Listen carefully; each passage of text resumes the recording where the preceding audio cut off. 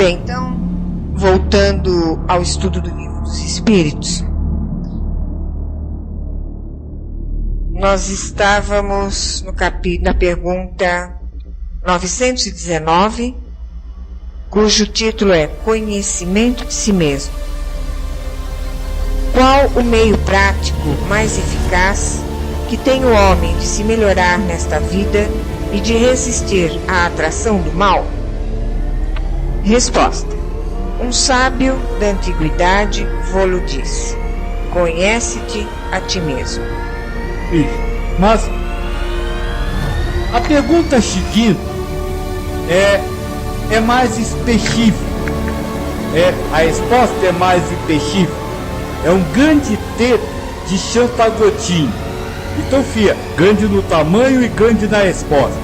Então, filha, por favor, leia este texto do Santo Agostinho, mas tem a pergunta antes, para a gente poder conversar sobre conheça a ti mesmo. Então é a pergunta 919A. Conhecemos toda a sabedoria desta máxima, porém a dificuldade está precisamente em cada um conhecer-se a si mesmo. Qual o meio de consegui-lo? Então vem o texto de Santo Agostinho. Você quer que leia o texto inteiro? Fazei o que eu fazia quando vivi na terra. Ao fim do dia, interrogava a minha consciência. Passava a revista ao que fizera e perguntava a mim mesmo se não faltara algum dever, se ninguém tivera motivo para de mim se queixar. Foi assim que cheguei a me conhecer e a ver o que em mim precisava de reforma. Aquele que todas as noites evocasse todas as ações que praticara durante o dia e inquirisse de si mesmo o bem ou o mal que houvera feito, rogando ao Deus e ao seu anjo de guarda que o esclarecessem, grande força adquiriria para se aperfeiçoar. Porque, crede-me, Deus o assistiria. Dirigi, pois, a vós mesmos perguntas. Interrogai-vos sobre o que tendes feito e com que objetivo procedeste em tal ou em tal circunstância, sobre se fizestes alguma coisa que, feita por outrem, censuraríeis, sobre se obrastes alguma ação que não ousaríeis confessar. Perguntai ainda mais. Se aprovesse a Deus chamar-me neste momento, teria que temer o olhar de alguém ao entrar de novo no mundo dos espíritos, onde nada pode ser ocultado? Examinai o que pudestes ter obrado contra Deus, depois contra o vosso próximo, e finalmente contra vós mesmos. As respostas vos darão ou o descanso para a vossa consciência ou a indicação de um mal que precise ser curado. O conhecimento de si mesmo é, portanto, a chave do progresso individual. Mas, direis, como há de alguém julgar-se a si mesmo? Não está aí a ilusão do amor próprio para atenuar as faltas e torná-las desculpáveis? O avarento se considera apenas econômico e previdente. O orgulhoso julga que em si só há dignidade. Isto é muito real, mas tendes um meio de verificação que não pode iludir-vos. Quando estiverdes indecisos sobre o valor de uma de vossas ações, inquiri como a qualificaríeis, se praticada por outra pessoa. Se a censurais noutrem, não na podereis ter por legítima quando fordes o seu autor, pois que Deus não usa de duas medidas na aplicação de sua justiça. Procurai também saber o que dela pensam os vossos semelhantes, e não desprezeis a opinião dos vossos inimigos, porquanto esses nenhum interesse têm em mascarar a verdade, e Deus muitas vezes os coloca ao vosso lado como um espelho, a fim de que sejais advertidos com mais franqueza do que o faria um amigo. Perscrute, conseguintemente, a sua consciência aquele que se sinta possuído do desejo sério de melhorar-se, a fim de extirpar de si os maus pendores, como do seu jardim arranca as ervas daninhas. dê balanço no seu dia moral para, a exemplo do comerciante, avaliar suas perdas e seus lucros, e eu vos asseguro que a conta destes será mais avultada do que daquelas. Se não puder dizer que foi bom o seu dia, poderá dormir em paz, ou melhor, se puder dizer que foi bom o seu dia, poderá dormir em paz e aguardar sem receio o despertar na outra vida. Formulai, pois, de vós para convosco, questões nítidas e precisas, e não temais multiplicá-las. Justo é que se gastem alguns minutos para conquistar uma felicidade eterna. Não trabalhai todos os dias com o fito de juntar haveres, que vos garantam repouso na velhice? Não constitui esse repouso o objeto de todos os vossos desejos, o fim que vos faz suportar fadigas e privações temporárias? Pois bem, que é esse descanso de alguns dias, turbado sempre pelas enfermidades do corpo, em comparação com o que espera o homem de bem? Não valerá este outro a pena de alguns esforços? Sei haver muitos que dizem ser positivo o presente e incerto o futuro. Ora, esta é exatamente a ideia que estamos encarregados de eliminar do vosso íntimo, visto desejarmos fazer que compreendais esse futuro, de modo a não restar nenhuma dúvida em vossa alma. Por isso foi que primeiro chamamos a vossa atenção por meio de fenômenos capazes de ferir-vos os sentidos e que agora vos damos instruções, que cada um de vós se acha encarregado de espalhar. Então, a primeira orientação do Espírito da Verdade é que é preciso, para elevar-se, conhecer a si mesmo. Mas, Joaquim, só um minutinho. Eu disse que esse texto era de Santo Agostinho. Isso. Mas no final eles dizem assim, com esse objetivo é que ditamos o Livro dos Espíritos. Isso, o Santo Agostinho faz parte da Academia de Ciências Espirituais, que é o Espírito da Verdade. Eu nunca disse que o Espírito da Verdade é um espírito. Certo. É a academia. É um grupo de espíritos. Então, primeiro grande detalhe, se quer se evoluir, você precisa conhecer a você mesmo. Se auto-reconhecer. Mas, vem depois Santo Agostinho dizer que este auto-reconhecimento é quase impossível. Porque o amor próprio, que eu chamo de individualismo ou egoísmo, lhe faz ver em você as coisas de um modo diferente do que você vê nos outros. Então, o auto-reconhecimento, você saber quem é você mesmo, é um trabalho que tem que ir além do que você acredita, que tem que ir além daquilo que você acha, que você sabe, que você conhece, que você imagina como certo ou errado. E aí Santo Agostinho dá a fórmula mágica, a função espelho. Ou seja, Deus coloca na sua frente espíritos afins iguais a você, para que você compreenda que você possui 2 pesos e 2 medidas para avaliar a mesma coisa. Essa é uma coisa que o chelo manejado não trabalha. Ele, por querer julgar o mundo, não compreende a lei do karma.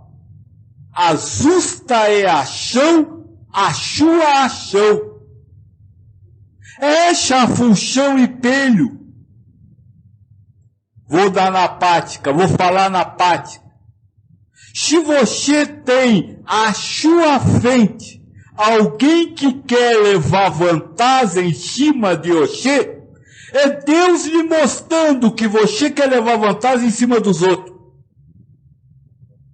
Se você tem na sua frente alguém que é ríspido, é Deus lhe mostrando que você é ríspido com os outros. Essa é a função e pelho, este é o karma, essa é a lei do karma. Então, essa é a função e pelho, essa é a lei do karma. É Deus colocando à sua frente espíritos de tal forma que eles sejam a imagem do que você é.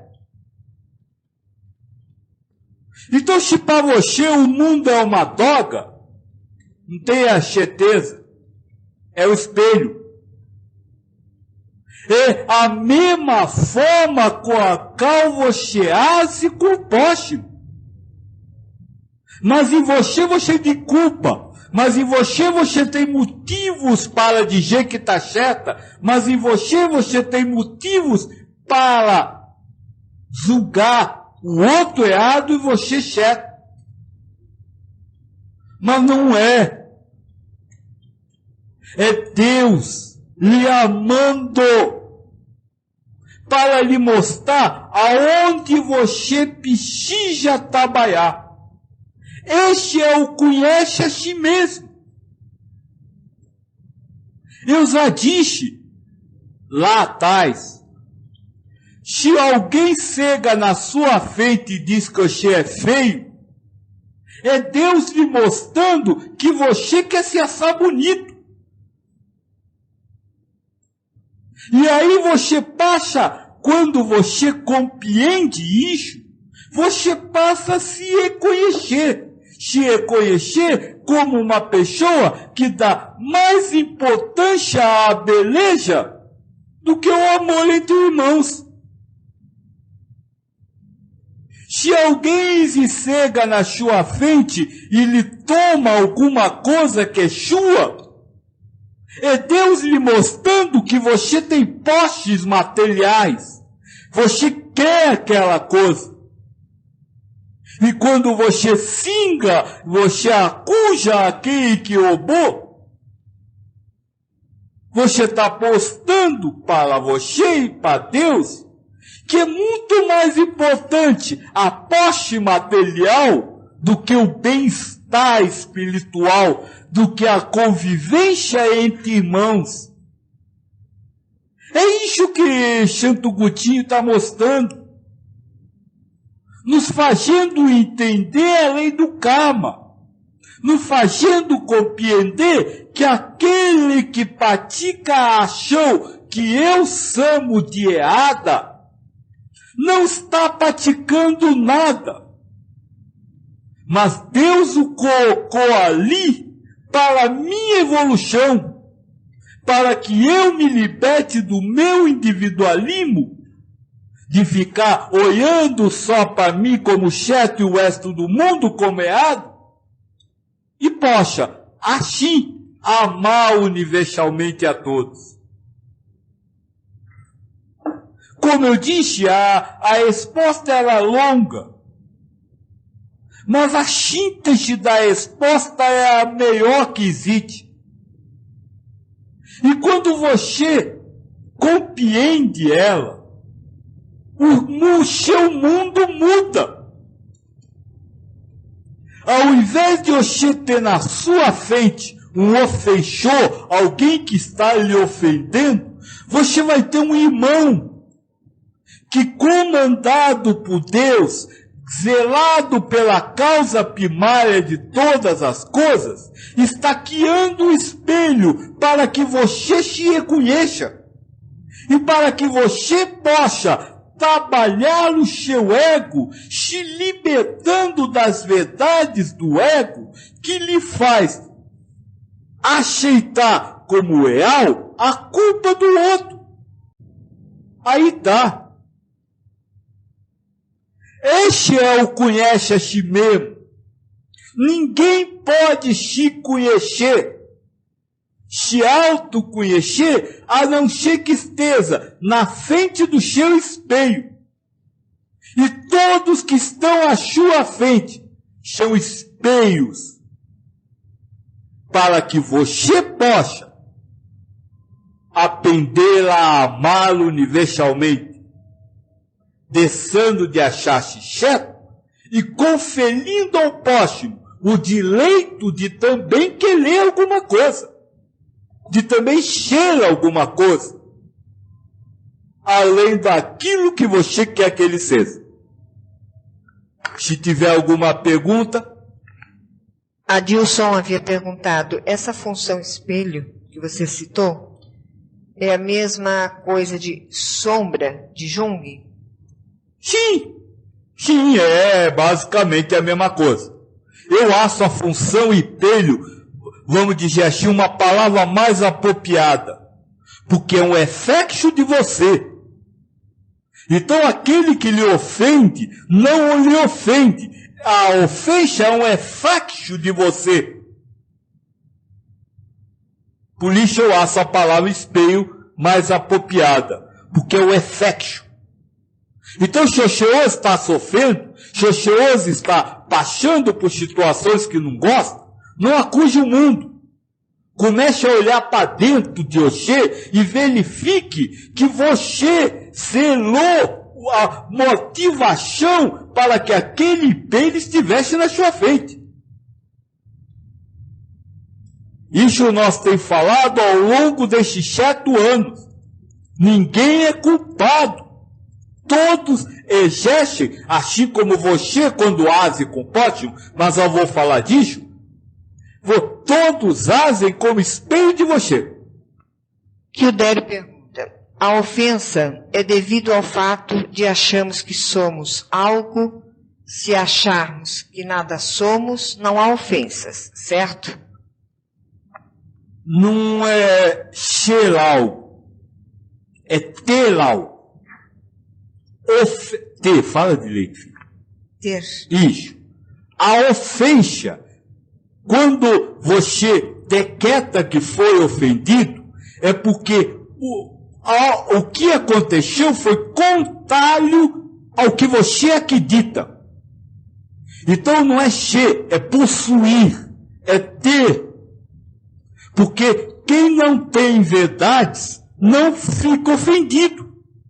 Então você não precisa deixar de ser. Você precisa deixar de ter.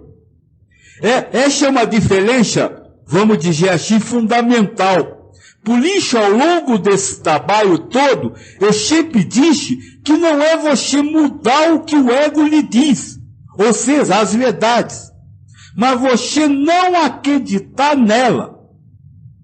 A verdade vem, mas você não acredita. E com isso você deixa de ter, mas continua sendo. Porque deixar de ser, ninguém vai poder deixar de ser.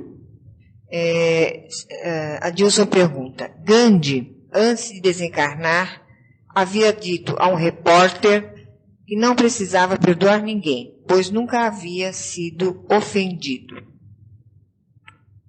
É exatamente isso. Quem não tem verdades não é ofendido. Só é ofendido quem acredita em alguma coisa. Porque se você não acreditar, por exemplo, que é bonito, você não vai se ofender quando alguém disser que você é feio. Se você não acreditar que você trabalha bem, você não vai ficar ofendido quando alguém disser que você trabalha mal. Então sim, você não precisa perdoar porque não foi ofendido. Não foi ofendido por quê? Porque tudo que os outros dizem não contaliam nada, porque você não tem mais nada para ser contaliado. Berlândia pergunta: e quando os espelhos são positivos e a gente não se acha merecedor? Os espelhos são positivos? Uns exemplos, né? Não compreendi. Pode ser mais específico? Porque veja, se o espelho está acima de você, ele não é espelho, no sentido positivo. E se ele está acima de você lhe ensinando, você merece receber a ajuda. Então, por isso é que eu disse, eu não tive muito sentido. Acho que entendi o que você quer dizer quando a pessoa que está à sua frente, você considera melhor do que você. É um grande espelho para você ver o quanto você se considera pequeno. E não existe ninguém pequeno. Que é a segunda parte que eu quero falar agora. Mas primeiro, por favor, se tiverem perguntas, pode fazer. Adilson diz: estou lendo o livro A Vida no Planeta Marte, de Ramatiz. E tenho a impressão que, apesar de ser um orbe mais evoluído, lá ainda há muito ego e muitas verdades, entre aspas. É isso mesmo que acontece lá? Sim. Sim. Eu já disse no trabalho do ego. Só Deus não tem ego. Então só Deus não tem verdades temporárias. Agora, as verdades de lá são menos individualizadas que as daqui. Menos individualistas que a daqui. Agora, moço, aprende primeiro a viver na terra. Depois você se preocupa com mate. Não, eu sei, mas isso leva à dispersão. Se existe, por intuição, no planeta Terra, uma grande discussão sobre outros planetas. Mas você só vai conseguir entrar nessa discussão, ou seja, entrar em contato com esse planeta, quando se libertar da Terra. Então conscienta aqui agora. Isso é mais uma ilusão de ego, é mais uma prova para o espírito fugir a esse olhar no espelho. Porque enquanto ele está preocupado com as vidas fora do planeta, ele não está vendo a ação espelho no seu próximo aqui na Terra. Ficou claro isso? Não estou dando boca, é orientação. O gordo sabe disso. Já discuti com ele isso aqui. Quando eu disse, para de ler, para de estudar. Porque é ilusão do ego para que você não fique, não consiga ver no próximo espelho. Porque a sua cabeça está no livro. Kildero comenta: mas somos curiosos e é difícil não estudar. Sim, mas veja, essa curiosidade, aliás é ditado de vocês, mata o gato. Lhes desça a hélio. Então a curiosidade não é sua. É uma prova também que você tem que vencer. Deus lhe dá a curiosidade para ver se você supera a curiosidade. Porque o que é a curiosidade? É o desejo de conhecer o que você não conhece. Isso se chama individualismo. Isso é querer para si. Então também isso você precisa se libertar. Deixa eu dizer uma coisa que eu vou repetir pela G. Diz um número grande qualquer aí, minha filha. 1 milhão de vezes. O espírito na carne só tem uma coisa para fazer: viver. Ele não tem que aprender, ele não tem que esquecer, não tem nada. Ele tem que viver a vida. Só isso. Se tiver outra pergunta, faixa, senão eu vou para a segunda parte da função espelho. Essa questão função espelho é fundamental para nós entender a vida. Porque o que eu estou explicando para você é o que acontece no seu dia a dia. As pessoas com as quais você se relaciona, direta e indiretamente. Se tem alguém que não me conhece aqui, não me conhece, mas os que me conhecem sabem que eu gosto de exemplo de bem forte. Então, sabe aquela pessoa que tira a meleca no meio da rua? É um espelho para você. É disso que eu estou falando. Sabe a notícia que o senhor ouviu na televisão e no jornal hoje? É espelho para você. Por isso é fundamental a questão espelho. E nós estamos falando o outro, a imagem efetiva. Agora depois eu vou falar de você, na frente do espelho. Bom, vamos voltar aqui então às perguntas. O Berlândia pergunta, o que é não aprender? Não aprender é não aproveitar a encarnação para elevação. Mas o aprendizado não é esse aprendizado que você está pensando. Decolar livro, conhecer vida de Marte, conhecer energia, conhecer geovoide, nada disso. O único aprendizado do espírito é quando ele aprende a viver a vida material como espírito que é. Esse é o único aprendizado. Esse é o único aprendizado que o espírito pode fazer. Porque todo esta é cultura inútil, que vai acabar. Porque tudo que você aprende na Terra, você aprende de uma forma material. Vou dar um exemplo.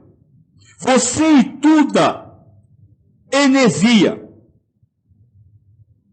fluido kármico universal. Você entende propagação, estuda a propagação disso.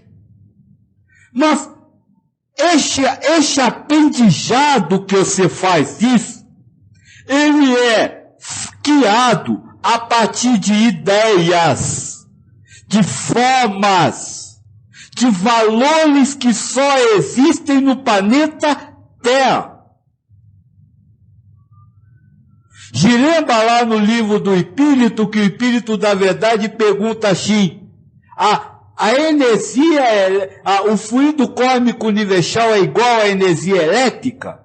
E aí o Espírito da Verdade diz, a energia elétrica é um fluido, mas o fluido não é isso. Ou seja, você transforma o espiritual em material, quando busca o aprendizado durante a carne. Quando você sai da carne, quando você se desliga do ego, tudo isso perde.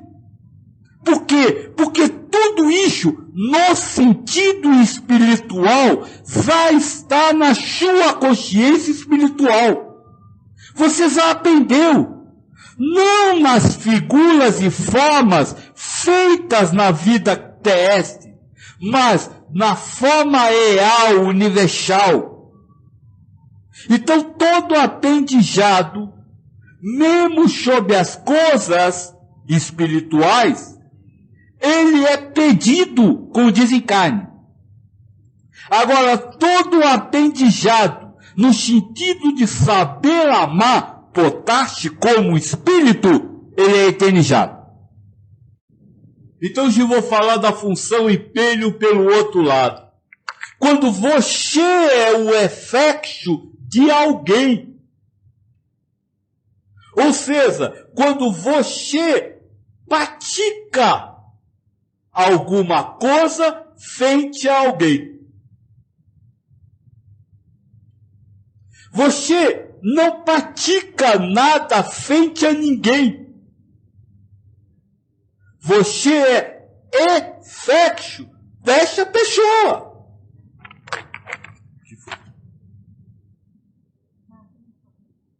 Você é effectio desta pessoa.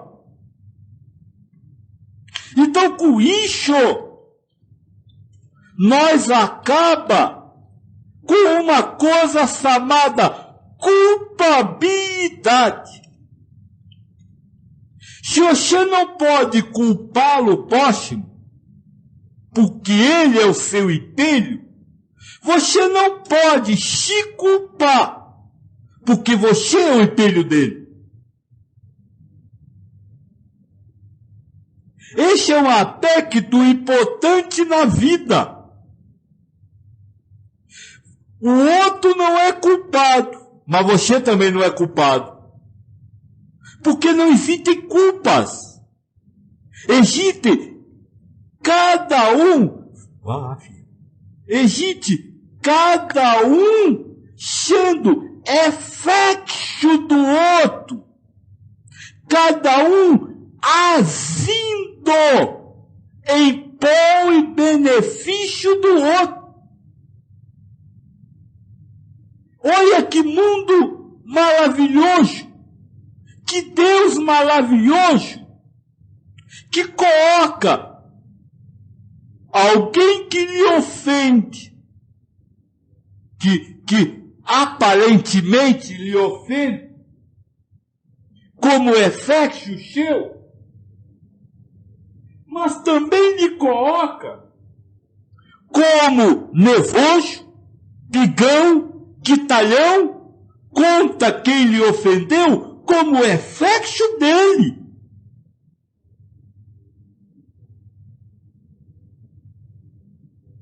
Não sei se está dando para compreender o que eu quero dizer. Cada relacionamento entre um e outro são espelhos se interligando. Ele pratica o que você precisa, e você pratica o que ele precisa. Então não há culpas. Mas só que no caso de você ser o effectio do outro, há ainda um segundo lado do dualismo que não existe quando o outro é o seu effectio. O prazer. Se você pratica alguma coisa, que veja que Santo Agostinho não fala em você fazer mal para os outros, mas em não cumprir a sua obrigação para o outro. Quem quiser que eu tento de novo. Ele não fala em ferir o próximo, mas em deixar de cumprir a sua obrigação. Então, se você faz alguma coisa que o outro se sente ofendido, ele precisava e merecia. Mas você não pode ter o prazer de ter feito.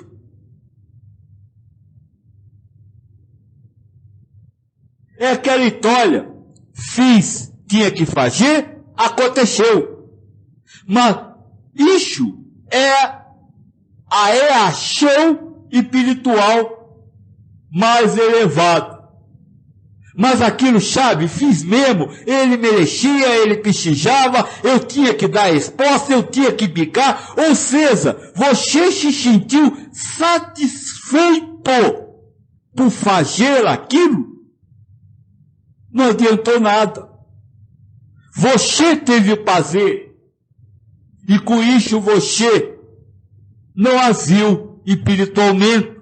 Não agiu amorosamente. Então aí está a função espelho. No seu sentido mais amplo.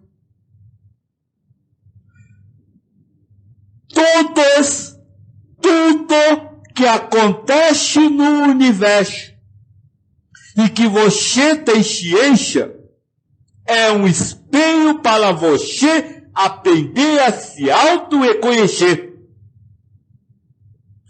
Tudo que você faz frente ao próximo é um serviço à comunidade espiritual, representando um papel designado por Deus para servir de espelho ao próximo. E como é Deus que guia aquele papel, que guia aquela fala, que guia aquela interpretação, você não tem motivo para acusar-se, ou não tem motivo para entrar num estado de soberba, de prazer exacerbado, se auto-elogiando por ter sido espelho do próximo. Este é, em suma, o ensinamento que pode lhe ajudar a viver esta vida sem motivações individuais. Este é, na prática, o ensinamento que pode lhe levar a viver esta vida com equanimidade, apatia pelos acontecimentos da vida. Por quê? Porque tudo que acontece, o que você faz e o que os outros fazem, é Deus criando personagens, criando situações para que os espelhos se reflitam. A Tássia havia perguntado, havia pedido para o senhor falar mais de viver a vida. Viver a vida é ir deixando de lado o ego? Viver a vida é viver, estar vivo. Ao invés de viver os acontecimentos da vida. Você hoje vive a carência, a abstinência, a abastança, você vive o emprego, você vive a família, você vive seus filhos, e a vida você não viveu. O que é a vida? O dom de Deus, a glória de estar encarnado para o trabalho da reforma íntima. É isso. Você deixa de viver a vida, o dom de Deus, a glória da busca da reforma íntima, para viver os acontecimentos da vida. Suas carências, suas dúvidas, seus medos, enfim, tudo que o ego lhe diz. Por isso você colocou bem, ir deixando de viver o ego, porque os acontecimentos da vida são criados pelo ego e não pelo mundo exterior. São o que nós chamamos de mundo interior. Então vá deixando de viver isso e viva Deus. E viva o fato de você estar encarnado para o trabalho da reforma íntima. Isso é viver a vida.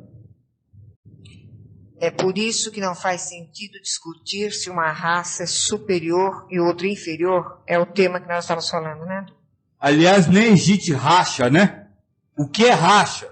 Racha é uma série de conceitos e verdades que servem como prova para o espírito. Só isso. O peto não é uma raça. O peto é uma caracterização da carne que serve para você se sentir ofendido com preconceito ou não. Ou ser preconceituoso ou não. Gildério diz o seguinte: levado ao extremo, este conceito justifica matar para não ser morto, a legítima defesa sem qualquer emoção? Primeiro uma coisa, moço. Viver sem emoção é ser equânime. Fala direito, filho. Equânime. Porque a equanimidade acontece quando você tem uma só emoção. E essa emoção eu chamo de apatia com as coisas da vida. Então, a vida santa é a vida sem alterações de emoção. Sem hoje está com raiva e amanhã está feliz. Segundo, lê de novo a pergunta, filho. Levado ao extremo, este conceito justifica matar para não ser morto. Matar quem? Eu gostaria que você lembrasse qual é o conceito, para Joaquim, que ficou um pouquinho para trás. O conceito é que Deus é que faz todos fazerem as coisas que ninguém pratica, não há culpados. Matar quem? Espírito. Espírito não morre. Matar quem? A carne? Carne não morre, se transforma. Então não há morte. Desencarne. Sim, com este conceito, nós entendemos que o desencarne pode acontecer através de instrumentos de Deus. Mas, aí nós voltamos no livro dos Espíritos, e lá está escrito que ninguém desencarna antes da hora. E Deus sabe a forma como cada um vai desencarnar. Então, quem desencarna através de um tiro, desencarnou na hora que tinha que desencarnar e pelo tiro, que Deus já sabia antes. Quem é culpado então? Só se for Deus, que sabia e não fez nada para não ter. Então sim, levado ao extremo, isso lhe faz ver que cada um vai desencarnar na hora que tem que desencarnar. E que tudo que acontece na vida tem que ser sem emoção. Porque ninguém se emociona por quem morre. Vá no enterro e você vai ouvir ele dizendo: foi embora, e agora como eu vou viver sem ela? Ele não está preocupado com quem morreu, a emoção é com ele. Está preocupado com a saudade que ele vai sentir, com a falta que ele vai sentir. Sem individualismo, sem egoísmo. Que o Dério ainda pergunta: então, o viver a vida e não acreditar em nada, em ninguém, nem mesmo em nossa própria mente, em seu sentido mais amplo, implica em tentar se interiorizar ao máximo, calando a mente? Exato. Calar a mente você não vai conseguir. Porque o ego funciona por Deus. Deus faz o ego funcionar porque ele, ao que há no seu mundo interno, na sua mente, a realidade que você acredita que está acontecendo, ele cria a prova para você. Então você não vai poder calar a mente. O que você precisa é se libertar da ação da mente. Veja, ninguém vai conseguir fazer a mente deixar de dizer que você foi ofendido. O que você pode é se libertar, dizer: mente, eu não sei se eu fui ofendido ou não. Se você está dizendo, o problema é seu. Eu não acredito nisso. Então é diferente. Não é silenciar, calar, não é não mais raciocinar, não mais ter pensamento. Isso você terá até o momento do desencarne, ou até o momento da libertação do ego, da identidade provisória que você está vivendo hoje. Mas é você estar acima do que o ego diz para você que é real. Estar acima é não acreditar no que ele coloca para a vida. Ele disse tentar, né? E ignorar a mente. Ignorar o ego, né? Exato. É uma boa palavra, ignorar. Adilson diz: quando um sem terra, revoltado por não ter terra, quebra os espaços públicos, ele está agindo por individualismo ou está sendo um instrumento kármico ou as duas coisas ao mesmo tempo?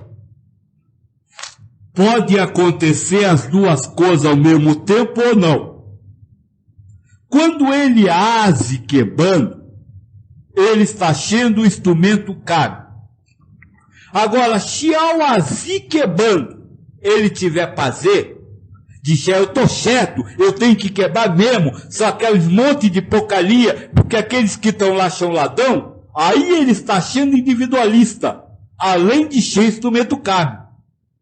Eu costumo dizer que estes são cafetão. Já ouviu falar nisso? Aquele homem que tira proveito do trabalho dos outros? Pois é isso mesmo. Quem tem prazer no que Deus faz é cafetão de Deus. Porque Deus trabalha e você se vangolia do trabalho de Deus. E você quer os frutos do trabalho de Deus para você.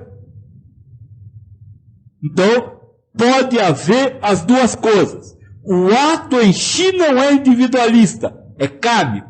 Mas é a ação que você faz durante o ato, ou seja, com que sentimento você vivencia o ato, é que determina se houve individualismo ou não.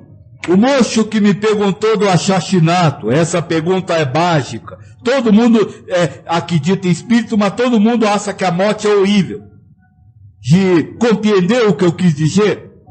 Essa é uma coisa que eu acho engraçada. Moço, não estou falando com você, a Fiazi está aqui, tem 7 anos que ela vai comigo, ela sabe que cada vez que eu falo que não há culpado, todos me perguntam pelo assassinato. Não é isso, filho? É verdade. E olha, são espíritas, ou espiritualistas, que acreditam no espírito, mas ainda dão valor à vida imensa, a ponto de a primeira coisa que não aceitam é que a morte seja instrumento de Deus. Mas se a vida é o dom de Deus, só quem pode dar a morte é Deus, moço. Ninguém pode quebrar o dom de Deus. Então, seja por que forma que alguém morra, foi o dom de Deus que encheu. E com isso eu tenho que lhe dizer, foi Deus que te retirou o dom dele. Adilson comenta, assassinato, suicídio são temas de difícil compreensão. O Livro dos Espíritos deixa dúvida a esse respeito, da impressão que é possível tirar a vida de outro antes do tempo. Ele vai tentar localizar a pergunta no Livro dos Espíritos. É cala, viu? Se tem aí, é só interpretação, porque a resposta a essa pergunta é calo. Está no sentido fatalidade. Adilson, o tema é fatalidade e a pergunta é a... Acho que é 853, não. É 853A. Se qualquer que seja o perigo que nos ameace, se a hora da morte ainda não chegou, não morreremos? E a resposta no Livro dos Espíritos é a seguinte: não perecerás, e tens disso milhares de exemplos. Quando, porém, soe a hora da tua partida, nada poderá impedir que partas. Deus sabe de antemão de que gênero será a morte do homem, e muitas vezes seu espírito também o sabe, por lhe ter sido isso revelado, quando escolheu tal ou qual existência. Então é muito caro. A resposta é não. Ponto. Agora vamos picar o extra. Ninguém morre antes da hora. Nem o peru. Porque se você matar o peru no dia de comer, a carne fica dura. Então o dia dele morrer é a véspera. Adilson comenta, com certeza, mas voltando na questão de matar ou não, no Evangelho segundo o Espiritismo, no capítulo 5, tem uma mensagem do Espírito São Luís que se chama, entre aspas, é permitido abreviar a vida de um doente que sofre sem esperança de cura? Temos a impressão que é possível desencarnar um espírito antes do tempo. Se você açaí quiser ler. Um homem agoniza, presa de cruéis sofrimentos. Sabe-se que seu estado é sem esperanças. É permitido poupar-lhe alguns instantes de agonia, abreviando-lhe o fim? E aí vem a resposta. Mas quem vos daria o direito de pré-julgar os desígnios de Deus? Não pode ele conduzir um homem até a beira da sepultura para em seguida retirá-lo com o fim de fazê-lo examinar-se a si mesmo e modificar-lhe os pensamentos? A que extremos tenha chegado um moribundo, ninguém pode dizer com certeza que soou a sua hora final. A ciência, por acaso, nunca se enganou nas suas previsões? Bem sei que há casos que se podem considerar, com razão, como desesperados, mas se não há nenhuma esperança possível de um retorno definitivo à vida e à saúde, não há também inúmeros exemplos de que, no momento do último suspiro, o doente se reanima e recobra suas faculdades por alguns instantes? Pois bem, essa hora de graça que lhe é concedida pode ser para ele da maior importância, pois ignorais as reflexões que o seu espírito poderia ter feito nas convulsões da agonia. E quantos tormentos podem ser poupados por um súbito clarão de arrependimento? O materialista que só vê o corpo, não levando em conta a existência da alma, não pode compreender essas coisas. Mas o espírita, que sabe o que se passa além túmulo, conhece o valor do último pensamento. Aliviai os últimos sofrimentos o mais que puderdes, mas guardai-vos de abreviar a vida, mesmo que seja em apenas 1 minuto, porque esse minuto pode poupar muitas lágrimas no futuro. Leia a pergunta, minha filha. Só para eu tentar achar palavras para explicar, porque aí ele não está falando que alguém morre antes da hora. Um homem agoniza, presa de cruéis sofrimentos. Sabe-se que seu estado é sem esperanças.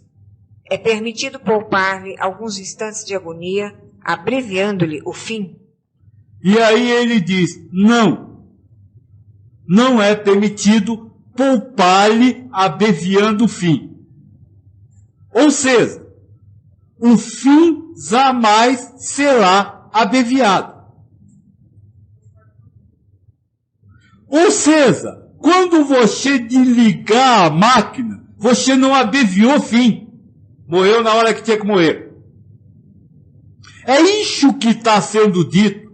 Ele não fala em momento algum que alguém sai antes.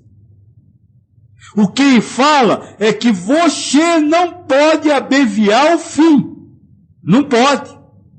O fim não pode ser abreviado. O fim acontece na hora que o fim chega. Pelo modo ou método que Deus conhecia. Então, se vamos falar no momento, vamos dizer, no conhecimento atual, se você desligar a máquina de alguém que está em coma, você não abreviou o fim. Chegou a hora que tinha que chegar. É isso que ele está dizendo. Agora, a sua intenção de achar que você abreviou o fim é outra coisa. De você achar que ele ia viver mais tempo se a máquina tivesse ligado é outra coisa. É isso que está sendo dito. Ninguém pode abreviar o fim. Mas o fim não é um ou outro. É o fim, o momento que acaba. E acaba no gênero que Deus conhecia antes. O problema é nós querer ler a mensagem do Espírito sem ligar ela ao livro dos Espíritos. Porque o Evangelho vem depois. É subordinado ao que está escrito no livro do Espírito. Então, aprenda primeiro o que está no livro para depois ler o Evangelho. E se no Evangelho está escrito que não, ninguém morre antes da hora, agora leia de novo. Você vai entender. Vai entender que não há abreviação de vida. Porque o fim chega no fim. E Uberlândia, Paulo de Uberlândia, que está lá com pedra, com Thelma, pergunta: então eu posso sair por aí errando? Se você é espelho do outro, você nunca vai errar. Veja, a função espelho comandada por Deus não lhe deixa errar. Agora, a função espelho age perfeito, porque é fruto da causa primária de todas as coisas. Mas o seu ego diz que você está errado. Então o eu não está no que você fez. O eu foi criado pelo seu ego. Olha, vou só lembrar. Filha, quem é o espírito encarnado? A história do Adão e Eva. Aquele que comeu a maçã, ou seja, que comeu da árvore do conhecimento e que por isso acha que tem os olhos abertos para saber o que é bom ou mal, certo ou errado.